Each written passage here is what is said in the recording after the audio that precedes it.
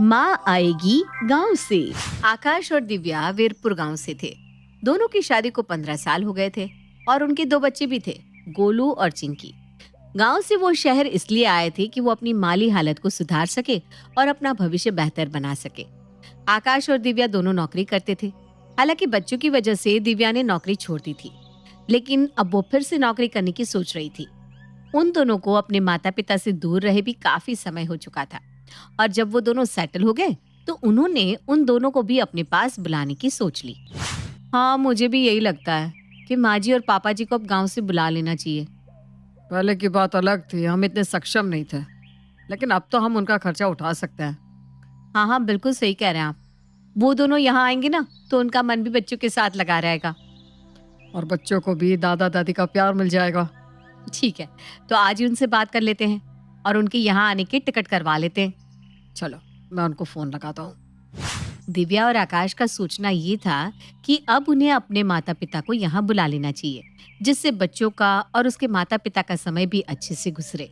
इसी बात को ध्यान में रखते हुए आकाश ने माता पिता को फोन लगाया। हेलो, प्रणाम पापा, कैसे हैं आप? हम तो ठीक है यहाँ बेटा, तुम कैसे हो? और बच्चे? हम सब भी यहाँ ठीक है पापा। हम सोच रहे थे कि अब आपको यहाँ आ जाना चाहिए।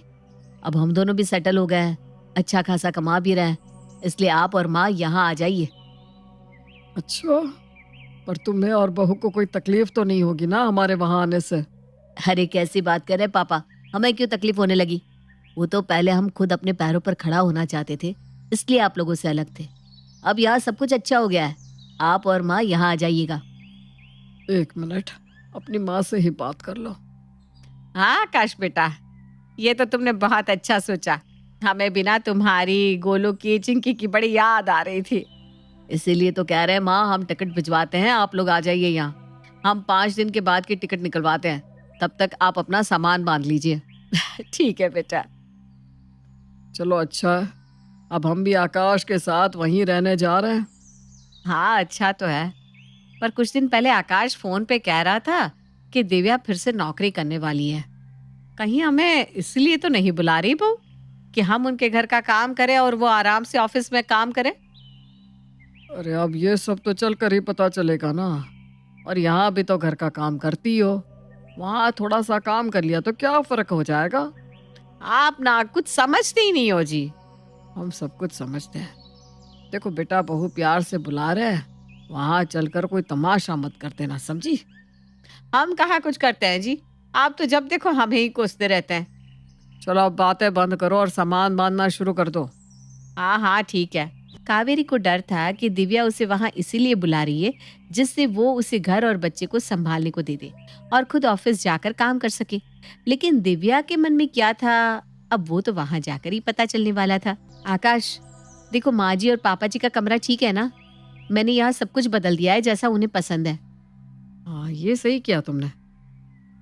वो क्या है ना, वो गांव से आ रहे हैं तो उन्हें अलग अलग नहीं लगना चाहिए। मैं समझती हूँ, इसीलिए तो मैंने उनके कमरे में सब कुछ उनकी सुविधा के हिसाब से ही रख दिया है। वो लोग आज शाम को ही ट्रेन से उतर रहे हैं, मैं उन्हें ऑफिस से आते वक्त लेता आऊंगा। ये दादी आ रही है, अब तो बहुत मजा आएगा। हाँ, अब तो पूरा दिन तुम दोनों को उन्हीं के साथ रहना है, समझे दोनों? हाँ हाँ, हम तो उनके साथ ही रहेंगे मम्मा। आकाश शाम को अपने माता पिता को घर ले आया। दोनों आकाश का घर देखकर काफी दंग रह गए। अरे वाह, आकाश क्या घर बनाया है बेटा, ये तो महल से कम नहीं लग रहा सच में। सच में, गांव में ऐसे घर तो बस साहूकार लोगों के ही होते हैं। पापा हम भी तो साहूकारी हैं अब। मेरा मतलब है मैं अच्छा कमा लेता हूँ, इसलिए आपको फिक्र करने की जरूरत नहीं है। मैं चाहती हूँ तो हमेशा आगे बढ़ता रहे बेटा। माँ जी पापा जी आइए, खाना लग गया है, बैठिए। बहू, तुमने घर को तो बहुत अच्छे से सजाया है। हाँ दिव्या बहू, ये बात तो माननी पड़ेगी कि तुमने घर को बहुत सुंदर बनाया है। साथ में नौकरी, बच्चों को संभालना, कितनी होशियार है हमारी बहू। सच में, आजकल इतना सब एक साथ कर पाना कितना मुश्किल है, लेकिन तुमने तो सब कुछ बड़े अच्छे से संभाला है। बस नजर ना लगे मेरे बेटे बहू को। ये सब तो आप दोनों का आशीर्वाद है माँ जी। लीजिए, आप दोनों खाना शुरू कीजिए, मैं गरम गरम रोटियां लेकर आती हूँ। आकाश के माता पिता के आने से घर का माहौल और भी अच्छा हो गया था। और तो और बच्चे भी खुश हो गए थे दादा दादी के आने से। गोलू, चिंकी, चलो तुम दोनों अब दादा दादी को आराम करने दो, बहुत हो गया खेलना। नहीं मम्मा, थोड़ी देर खेलने दीजिए ना दादा दादी के साथ।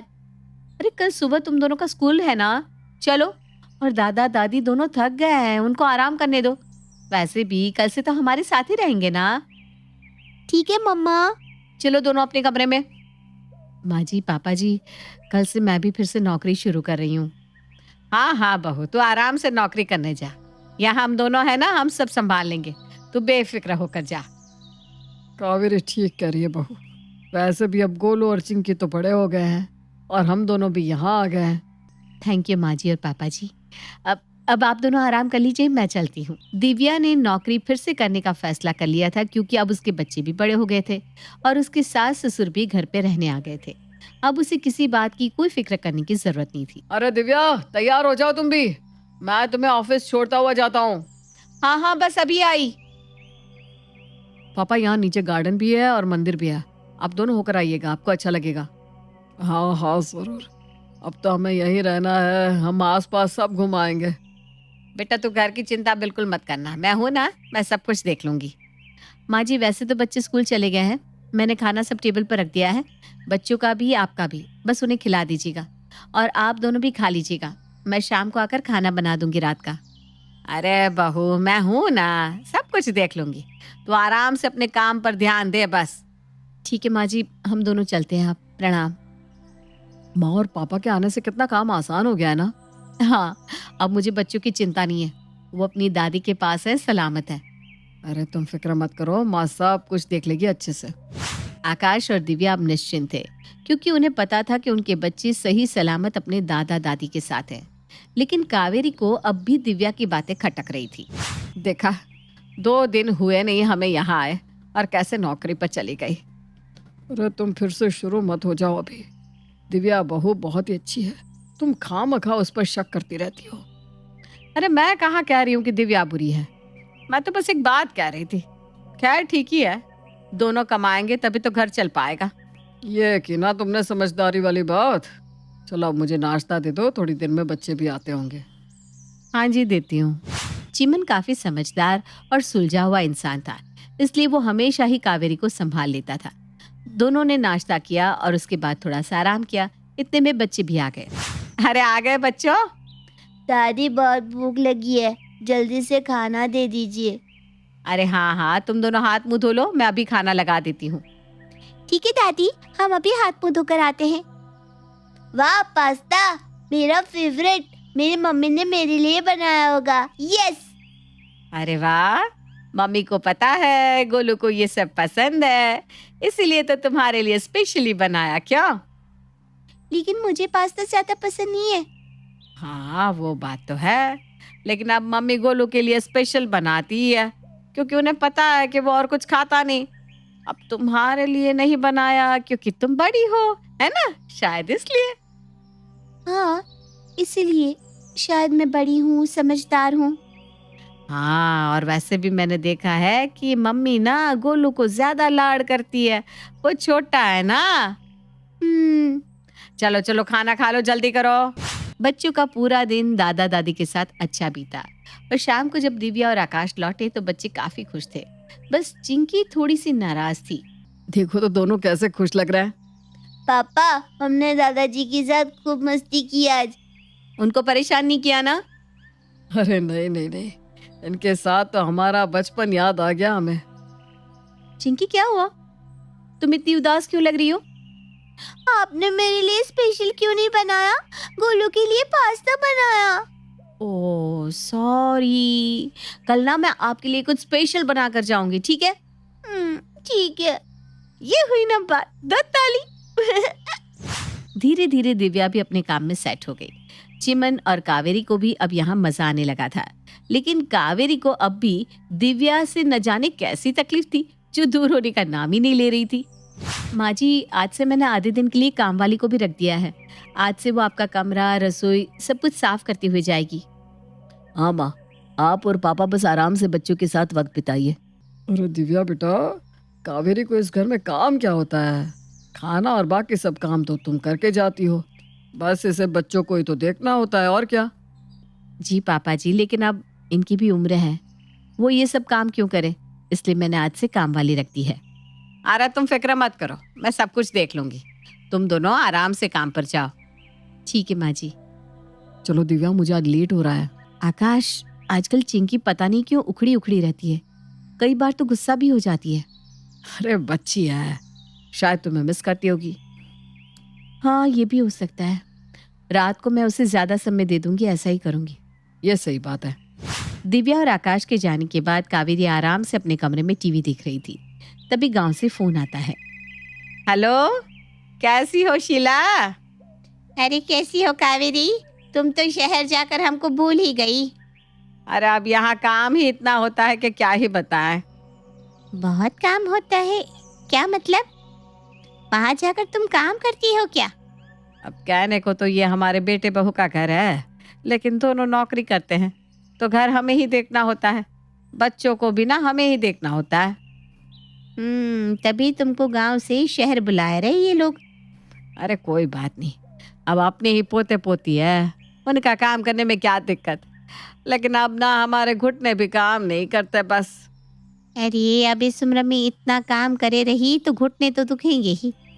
खुद को चली जावे है काम पे, पीछे तुम्हें घर और बच्चे सौंप जावे हैं। ये क्या बात हुई भला? अरे चल कोई ना, अब जो है सो है। चलो अब हम फोन रखते हैं, बच्चे आते ही होंगे, उनके लिए खाना भी गर्म करना है हमें। अरे अपना ध्यान रख कावेरी, हमें तो सुनकर ना बहुत ही दुख हुआ। हाँ, तुम भी अपना ध्यान रखना। कावेरी ने गांव में ये खबर फैला दी थी कि उसकी बहू सारा घर उसी के हवाले करके खुद नौकरी करने चली जाती है, जबकि ऐसा कुछ भी नहीं था। लेकिन यहाँ तक तो फिर भी ठीक था, पर कावेरी ने जो बीज चिंकी के मन में डाला था उसका नतीजा बहुत बुरा होने वाला था। अरे आ गए तुम दोनों? हाँ दादी, दादी देखिए मुझे स्टार मिला। अरे वाह, ये तो बहुत अच्छी बात है।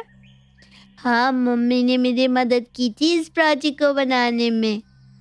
अरे वाह, मम्मी तो गोलू की हर बात मानती है। गोलू लड़का जो है छुट्टा भी है ना, क्या चिंकी? हाँ, मम्मी हमेशा ही गोलू की बात मानती है, क्योंकि वो लड़का है और मैं लड़की, इसलिए वो सब कुछ स्पेशल उसके लिए ही करती है। अरे चिंकी बेटा, गुस्सा मत हो, यहाँ जाओ, यहाँ आ जाओ बच्चों मेरे पास। मम्मी गोलू से ज्यादा प्यार करती है क्योंकि वो लड़का है। चिंकी, ये क्या बात कर रही हो बेटा? आकाश और दिव्या को अचानक घर आता देख कावेरी चौंक सी जाती है। हाँ चिंकी बेटा, ऐसा कुछ नहीं है, लड़का लड़की ये भेदभाव जैसा कुछ नहीं होता बेटा। नहीं, मम्मी हमेशा गोलू के लिए स्पेशल चीजें बनाती है, उसी से बातें करती है प्यार से, मुझसे नहीं, क्योंकि मैं लड़की हूँ, मैं शादी करके चली जाऊंगी। बेटा, आपको ये सब किसने सिखाया? मम्मी आपसे बहुत प्यार करती है, आप जैसे सोच रहे हो ना वैसा कुछ भी नहीं है। हाँ बेटा, देखो मम्मी आपके लिए क्या लाई है, इतने सारे तोहफे। देखो अगर वो आपसे प्यार नहीं करती तो क्यों लाती ये सब? ये सब आप मेरे लिए लाए हो? हाँ बेटा। मम्मी आप मुझसे उतना ही प्यार करते हो ना, प्लीज मुझे कम प्यार मत करना, मैं लड़की हूँ तो प्लीज। अरे नहीं बेटा, ऐसा कुछ नहीं है, किसने कहा आपसे ये सब? दादी कहती है कि मैं लड़की हूँ तो आप मुझे प्यार नहीं करती, इसीलिए आप नौकरी पर चली जाती है। चिंकी गोलू, अब दोनों कमरे में जाओ बेटा। मैंने कहा था ना आपसे कि माँ जी कुछ तो गलत कर रही हैं। आज मुझे गांव से फोन आया था मौसी का, मुझसे कह रही थी कि क्यों अपनी सास पे इतना जुल्म कर रही है। मैंने आपके साथ क्या किया माँ जी, क्या बुरा किया? इतना अच्छा बर्ताव किया आपके साथ और आपने मेरी ही बच्ची को मेरे खिलाफ कर दिया, क्यों? कावेरी, ये समाज हर बार बेटे बहू को गलत कहता है कि वे अपने माता पिता को अकेला क्यों छोड़ देते हैं, लेकिन जब माता पिता तुम्हारे जैसे हरकत करने लगे तो बताओ क्या करना चाहिए? कौन बेटा बहू अपने माता पिता को अपने साथ रखेगा, बताओ? नहीं नहीं, बिल्कुल नहीं, माँ ऐसा कर ही नहीं सकती, वो इतना घिनौना काम कर ही नहीं सकती कभी। मेरी माँ ऐसा नहीं कर सकती, है ना माँ? तुमने नहीं किया ना ये, बोल दो नहीं किया। मुझे किसी की भी बात पे विश्वास नहीं है। तुम बस एक बार कह दो कि तुमने ये सब नहीं किया। कावेरी की चुप्पी और आंसू सब कुछ बयान कर रहे थे। उस कमरे में अब सन्नाटे के अलावा और कुछ नहीं था। ना किसी के पास कोई सवाल था, ना ही कोई सफाई। आकाश को विश्वास था कि उसकी माँ ये सब कुछ नहीं कर सकती, पर अब सवाल ये था कि क्या वो विश्वास अब भी था?